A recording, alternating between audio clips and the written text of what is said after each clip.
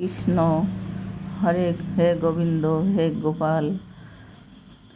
আমি তোমার কাছে একটা কাহিনী বলছি সত্য ঘটনা নিয়ে। এই বেশি দিন না, মানে কালকেরই ঘটনা। কালকের ঘটনা আমি কালকে একটুখানি বলেছিলাম, কিন্তু পুরোটা আমি জানাতে পারিনি তোমার ভক্তদের, তাই আজকে আমি সেটা বলছি। সেই ভক্ত বিয়ে করেছে, বিয়ের আগে মানে ওর চরিত্র খুবই খারাপ ছিল ছেলেটার। এখানে আমাদেরই বাড়িতে মানুষ, তা সবাই আমাদের নালিশ করতো। আমরা তো বাড়িতে থাকতাম না, আমার শ্বশুর শাশুড়ি থাকতো। ওকে বাংলাদেশ থেকে ওর মা বাবা, আমার শাশুড়ির ভাইপো, তা ওকে রেখে যায়। রেখে যাওয়ার পরে ও এখানে আমার শ্বশুর শাশুড়ির কাছে মানুষ হয়, লেখাপড়া শেখে। আর একটু বড় হওয়ার পরে মানে এত মানে বদমাইশি শুরু করে, একটু মানে ভালো ছিল না ওর। তারপরে সে যাই হোক আস্তে আস্তে আরও বড় হলো।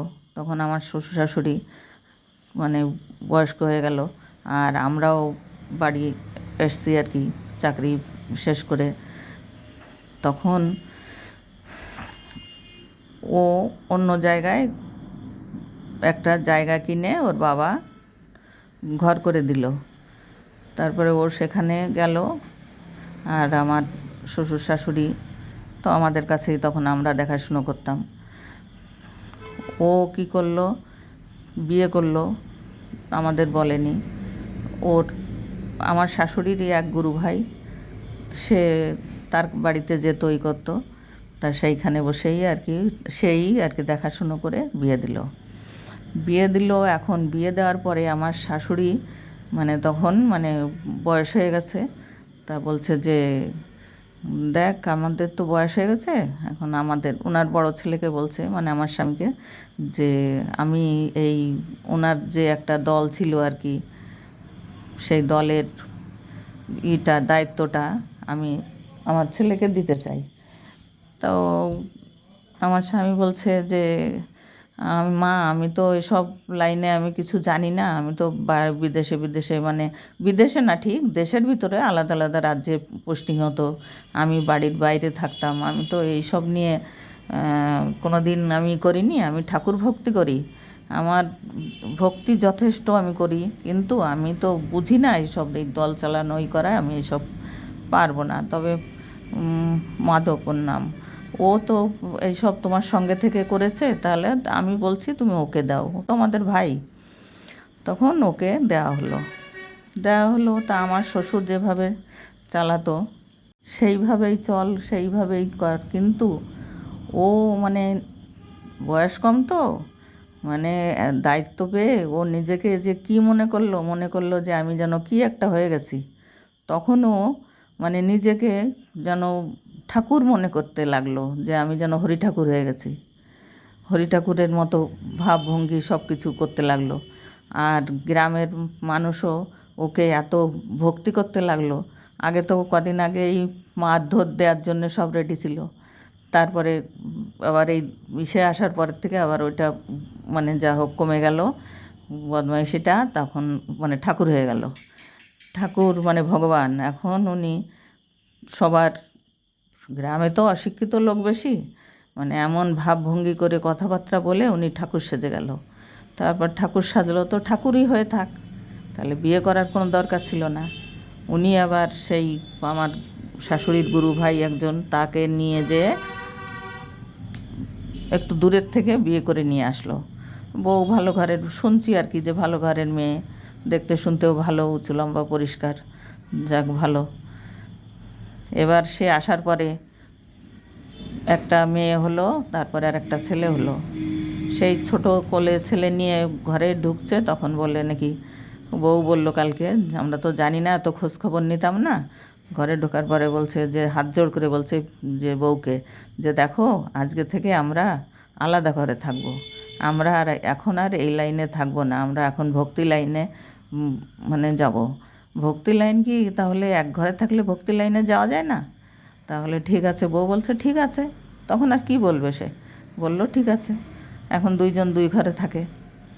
এই করে করে ছেলেটা একটু বড় হয়েছে, এখন 10-11 বছর হয়ে গেছে। তার আগের থেকেই আর কি। বউ তো সে তো ইয়ং মেয়ে একটা, সে কি, তুই ভগবান হয়েছিস ঠিক আছে, তুই তো আগের থেকে বদমাইশি করে তোর শখ আহ্লাদ সব মেটানো হয়ে গেছে, বউ তো মেটেনি, তার তার সংসার জীবন তো বাকি পড়ে আছে। তাহলে সে বউ, সে এখন কি করবে? তার তো এখন তাকে ও নমস্কার করে মা ডাকলো, যে তুমি, তোমাকে আমি এখন মার মতো দেখব।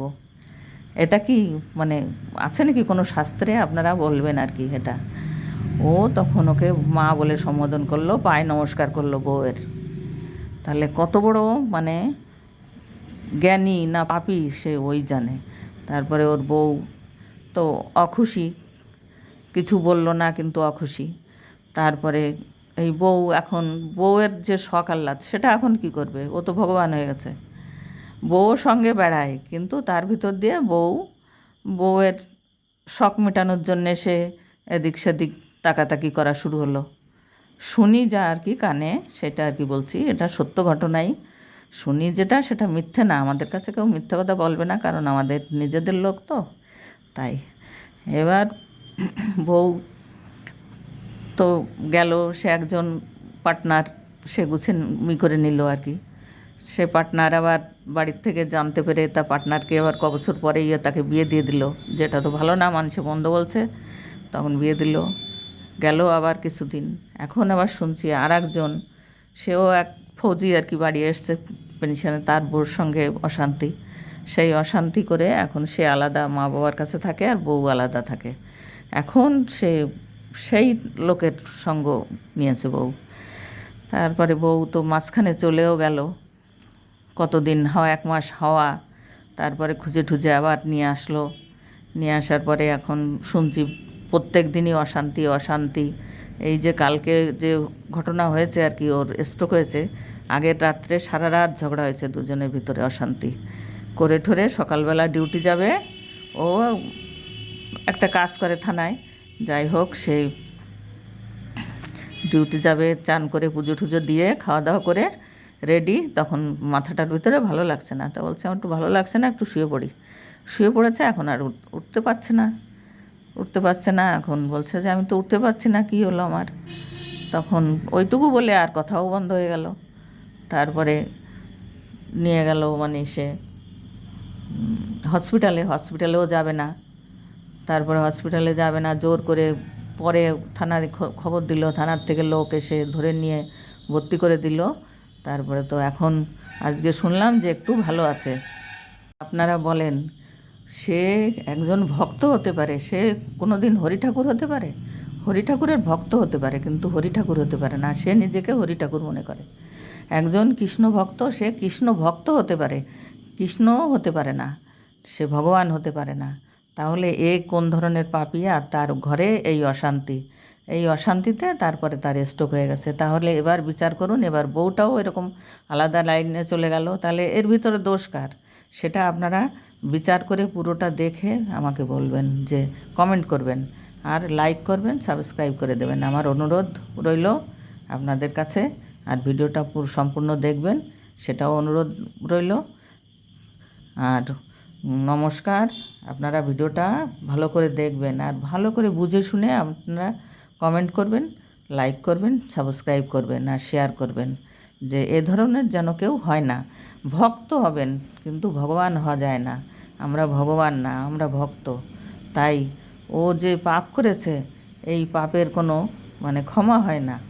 আর সে আর একটা বউকেও খারাপ করলো। নমস্কার।